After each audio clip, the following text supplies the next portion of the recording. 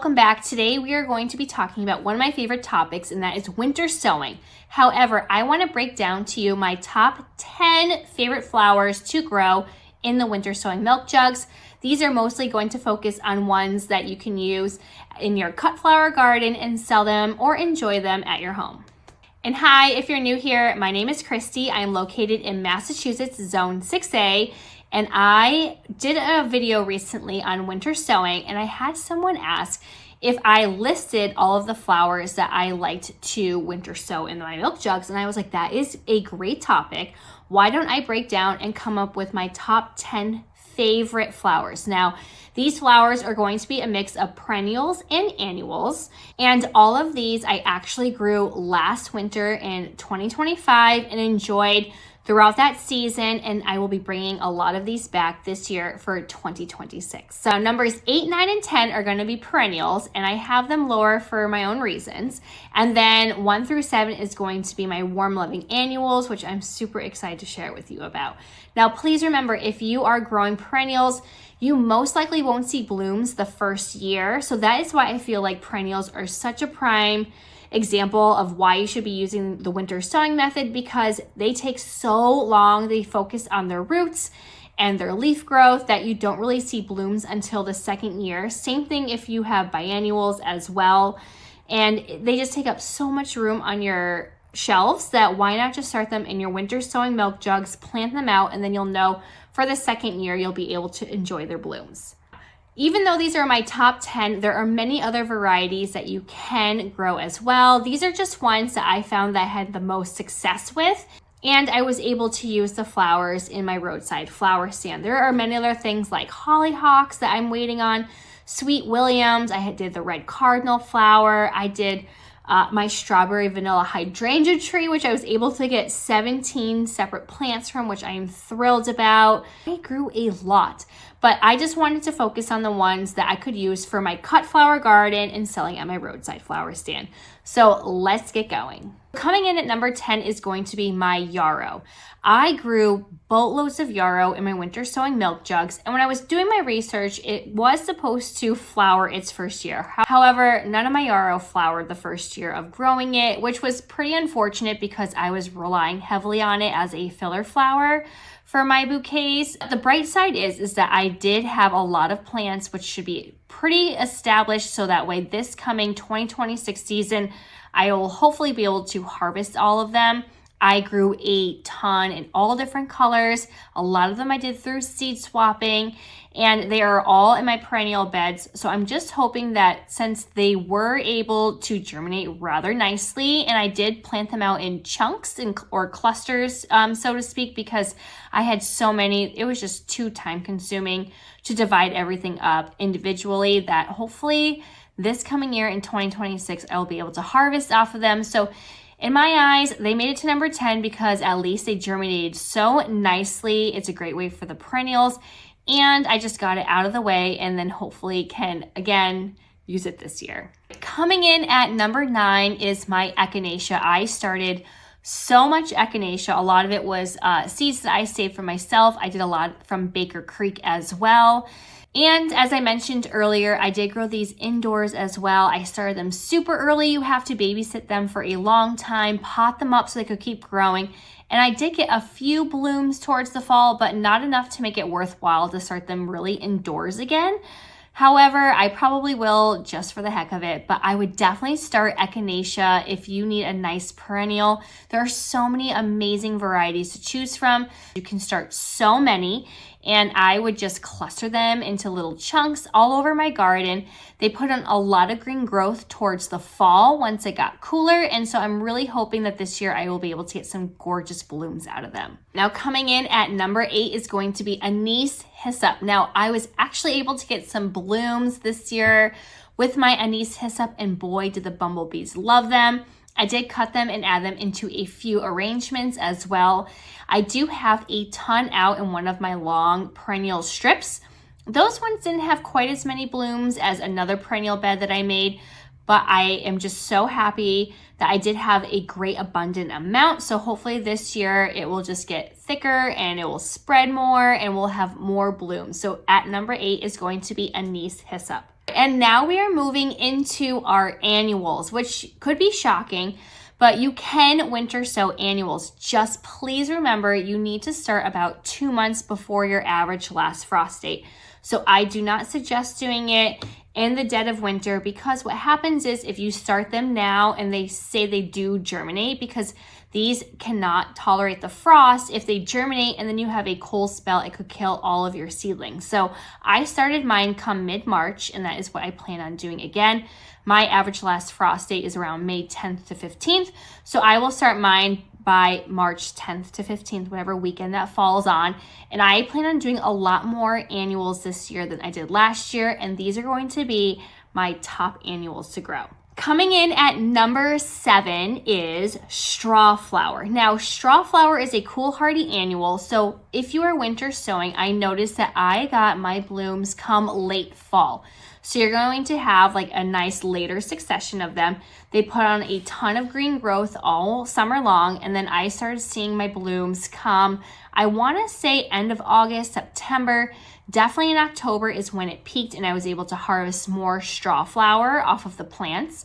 Again, I grew a lot in a small area, so I put those in clusters, which kind of forced the blooms and the stems to elongate. So I had some really nice long stems with Strawflower. So if you are starting them indoors, you know that you should be starting them as a cool hardy annual. You will get some blooms in the earlier year, but if you want to have a second succession without taking up some space on your grow racks, then definitely winter sow Strawflower. Coming in at number 6 is going to be my Indian summer. That is going to be your rudbeckia. I planted this out at the school. I really wish I had photos because they were beautiful. I harvested all these seeds myself, but the Indian summer variety was a stunner. These gorgeous yellow flower heads.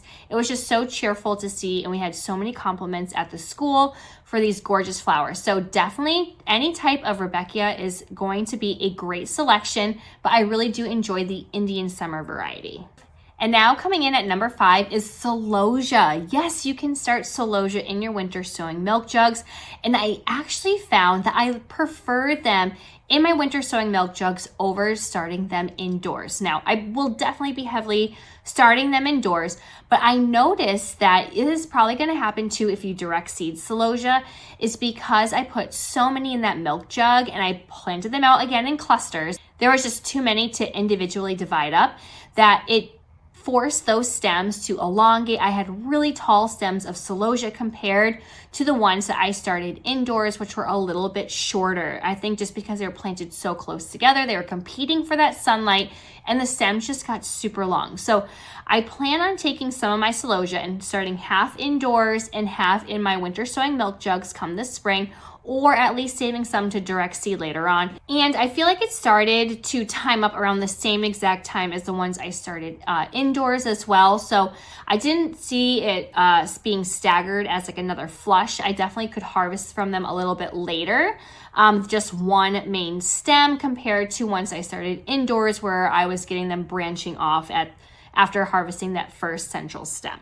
So definitely go ahead and try Celosia. Coming in at number 4 is Feverfew. I already started some Feverfew now, and I definitely plan on starting some more. I absolutely love Feverfew, and I started some. Again, these were planted at the school that I work at. They were planted by accident. I think I had the milk jug mislabeled, and these were a nice second flush compared to the ones that I started indoors. So the ones I started indoors were about that like spring to early summer. And then I got a second flush from those, but the ones that I did for my winter sowing milk jugs, they took a little bit longer to take off. Again, once it got cooler, I was getting nice fall harvests from them, and they just spread and they looked beautiful. So I plan on using the winter sowing method for my Feverfew to get that second flush. All right, coming in at number 3 is Mexican sunflower or Tithonia. That, oh my goodness, thank God I took some pictures. I had 4 to 5 plants out by my living room window. It got full sun all day, and man, were these like 7, 8, 9 feet tall. They reached the gutters of my first story, and they were massive. The bumblebees absolutely loved them. they would just branch and branch and branch off. And I loved growing them for my daughter because the stems are just so nice and soft. She loved having her own little bouquets. Now, they didn't last that long in the vase life, but my daughter absolutely loved them. And I brought them in basically for the bumblebees. I remember seeing them at my farm share. The bees were all over them, so definitely grow Tithonia. Coming in at number 2 is going to be a shocker, I feel like, but that is going to be marigolds. And one specific variety that I absolutely loved was the Mission Giant Yellow Marigolds. It is a burpee brand that I purchased last year, and I think I did about 2 milk jugs possibly, and those blooms were gorgeous. I mean, they were super tall. They just pushed out so many stems. I used them for the flowers in my arrangements, and I also relied heavily on them when I just needed some green foliage for my bouquets. I felt like I was just honestly always going over there every single week and picking from them. So definitely try the Mission Giant Yellow Marigolds. You will not be disappointed. And now for my number 1 pick of winter sowing, it is going to be zinnias. Yes, zinnias. I had such fantastic luck with zinnias. I did a few different videos on my winter sown zinnias, and I've mentioned multiple times that I had no powdery mildew on these zinnias. I had powdery mildew on all the zinnias that I started in my greenhouse come the fall and ones I started indoors.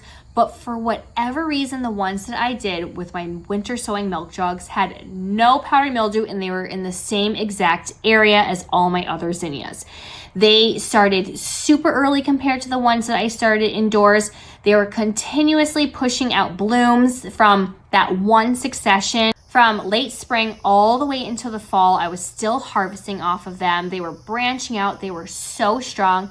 And believe it or not, when you read about zinnias, they usually say that they don't like their roots disturbed. I actually put them into my garden beds, but they were growing so fast, so strong and bushy, that I actually removed them, dug them up, and planted them into the ground with all my other zinnias. And I had no issues whatsoever when it was transplanting them. But they were just stunning. I'm so happy I did it. I will be doing that definitely again. I believe what I grew was the early bird mix. I'm not 100% sure it was by burpees or just their cut and come again zinnias. Definitely try those out. I will be doing multiple milk jugs of zinnias and I want to test all of them out. The Benneries Giants, the Oklahoma, just ones that you can go and grab from like Burpee, or I do still have some dollar store and Etsy zinnias. So I'm going to be heavily sowing zinnias because I have a lot of places I want to put them, and they were just, I remember busting out of that milk jug. So definitely give zinnias a whirl. All right, I hope you found that helpful and you were able to jot some notes down in some of the different varieties that you could try growing in your winter sowing milk jugs. Now, I grew a lot, but these were just my top 10. I'm trying to think of what else I grew. Spinach and lettuce did phenomenal. And kale did really good. So you can definitely try your herbs. I did lavender as well. Oh, bee balm did really good. So there's so many things, but those were just my top 10 that I remember. I also grew the strawberry vanilla hydrangea tree in there, and I was able to get 17 little baby trees, which I potted up over the year and I planted out this fall. So I'm hoping they'll come back in the spring. So fingers crossed on those.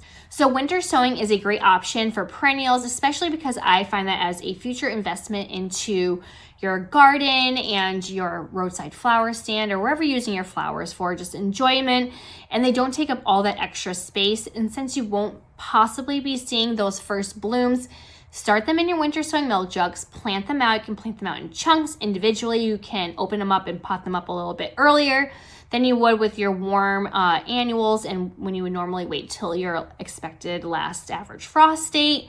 So there's lots of different things you could do. So I'm going heavily this year on perennials, but don't you worry, we will be starting a ton of annuals as well.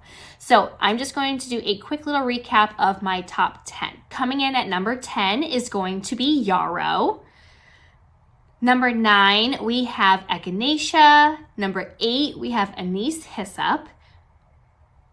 Number 7 is Strawflower.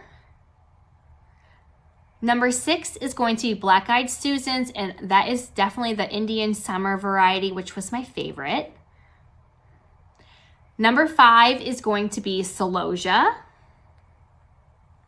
Number 4 is going to be Feverfew, and remember, this will bring you a later flush of blooms with Feverfew. I got mine towards the end of summer and fall. Number 3 is going to be Mexican sunflower or Tithonia, 4 or 5 plants, and you will have a massive tower of them. Number 2 is going to be Marigolds, and definitely check out the Mission Giant Yellow. That is one I highly recommend. And number 1 is going to be Zinnias.